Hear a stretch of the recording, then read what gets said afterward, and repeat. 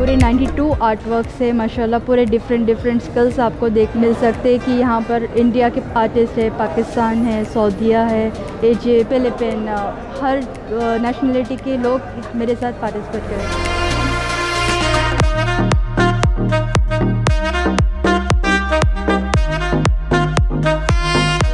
अदम art gallery में participate किया है एज एन आर्टिस्ट। यहाँ तकरीबन 10 मुल्कों से 50 आर्टिस्ट जो हैं उन्होंने पार्टिसिपेट किया है और यहाँ मैंने अपनी 3 पेंटिंग जो हैं वो डिस्प्ले की हैं।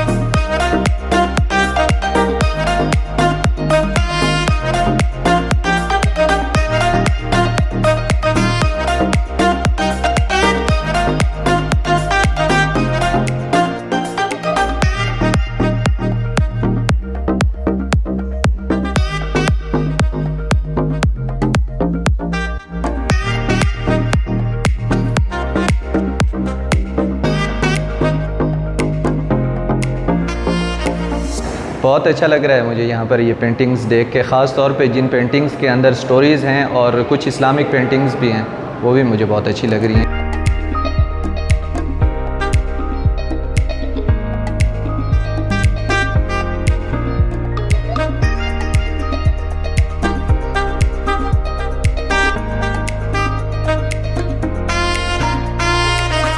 मैं अधाम आर्ट सेंटर में पार्टिसिपेट कर रही हूँ।